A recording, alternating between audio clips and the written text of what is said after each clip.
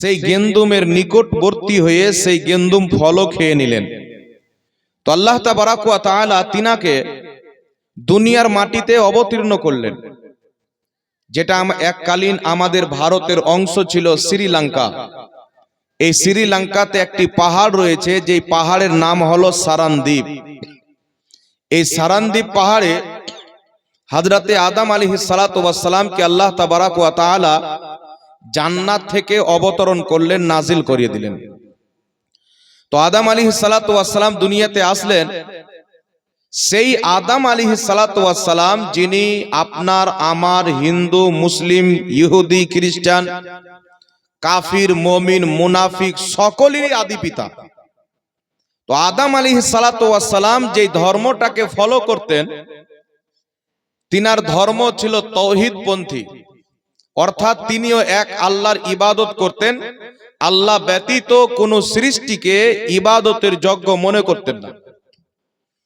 আমাদের ইসলাম শিক্ষা দেয় জমিন আসমান চন্দ্র সূর্য পাহাড় পর্বত যা কিছু রয়েছে এ সমস্ত জিনিসের স্রষ্টা একমাত্র আল্লাহ।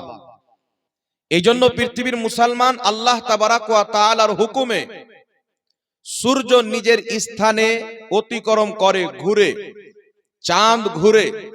আল্লাহ তাবারাক ওয়া তাআলার যেই দিন হুকুম হবে চন্দ্রও ফানা হয়ে যাবে, সূর্যও ফানা হয়ে যাবে।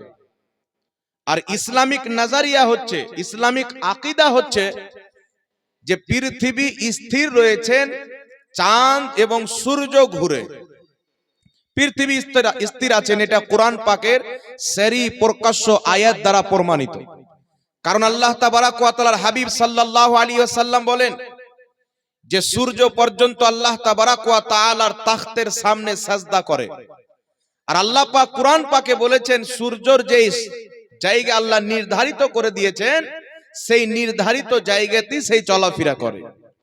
তো যিনি সূর্যকে বানিয়েছেন, যিনি চাঁদকে বানিয়েছেন, যিনি জমিনকে বানিয়েছেন, সেই মহান রব্বুল আলামিনের দেওয়া আকীদা হচ্ছে যে জমিন স্থির রয়েছেন, চাঁদ এবং সূর্য তার পাশে চক্কর লাগায়। একটু জোরে বলতে হবে সুবহানাল্লাহ। কথা আমার বুঝতে পারছেন কি পারেন না বাবা? কিন্তু পৃথিবীর মুসলমান বিজ্ঞান কি বলে? কিছু কিছু বিজ্ঞানের মত হচ্ছে সূর্য জমিন স্থির আছেন, সূর্য তার চতুর সাইডে ঘোরাফেরা করে। আর কিছু বিজ্ঞানের কথা হচ্ছে যে সূর্য স্থির আছে, জমিন ঘোরাফেরা করে। তো আমাদের আকীদা হচ্ছে কোন বিজ্ঞান কি বললো এটা দেখার বিষয় নয়। যদি কোনো বিজ্ঞানের কথা কোরআন হাদিসের সাথে মিল খেয়ে যায় সেটা আমরা গ্রহণ করতে পারি, কিন্তু বিজ্ঞানিকের কথা যদি কোরআন এবং হাদিসের বাইরে চলে যায় তো কোরআনকে আমরা ফৌকিয়াত দেব, প্রাধান্য দিব, কোনো বিজ্ঞানের কথা আমরা গ্রহণ করতে পারি না। এই জন্য পৃথিবীর মুসলমান আল্লাহ তাবারাক ওয়া তাআলার হুকুমে সূর্য চলে, জমিন কায়েম আছেন আল্লাহর হুকুমে। এই পৃথিবীর মুসলমান রাসূল পাক সাল্লাল্লাহু আলাইহি ওয়াসাল্লাম বলেন এই দুনিয়া যদি একটা মশার পাখা সমতুল্য হাইসিয়ত রাখতো তাহলে আল্লাহ তাবারাক ওয়া তাআলা কোনদিন কাফিরকে রিজিক দিত না।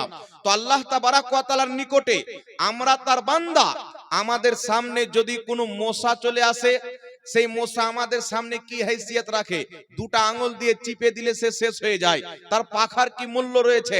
তেমন এই সারা পৃথিবী আল্লাহ তাবারাক ওয়া তাআলার সামনে যদি দেখেন, আল্লাহ তাবারাক ওয়া তাআলার নিকটে এই পৃথিবীর কোনো হাইসিয়ত নাই। পৃথিবীর মুসলমান আল্লাহ কোন শব্দের দ্বারা জমিন আসমান কুল কায়নাতকে সৃষ্টি করেছেন, এই সমগ্র জাহান তার ধ্বংস করতে মুহূর্ত টাইম লাগবে না, সেকেন্ডও টাইম লাগবে না।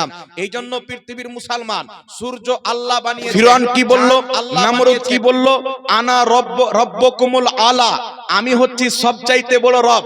কিন্তু পৃথিবীর মুসলমান যেই নমরুদ ক্ষমতার জোরে নিজেকে রব মনে করত, আমার আল্লাহ পাক নিজের লস্করকে পাঠালেন। আল্লাহর লস্কর কি? মশার লস্করকে পাঠিয়ে দিলেন। আর সেই মশার মধ্যে একটা মশা ছিল যার একটা পাও ন্যাংড়া ছিল, তার নাকের মধ্যে ঢুকে ব্রেনে চলে আসলো, সেই মশাতে নমরুদের জানকে কবজ করে নিল।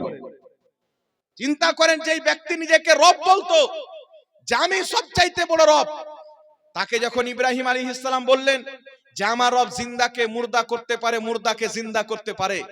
দুইজন কয়েদিকে ডাকলো, একজন কয়েদিকে ফাঁসির সাজা হওয়ার ফাইনাল কথা হয়ে গেছিল, সেই ব্যক্তিকে সে আজাদ করে দিল। আর একজন ব্যক্তিকে আজাদের কথা হয়ে গেছিল, তাকে ছেড়ে দেওয়া হবে, তাকে সেই ব্যক্তি ফাঁসি দিয়ে দিল। দেওয়ার পর নামরুদ কি বলছেন দেখো, যা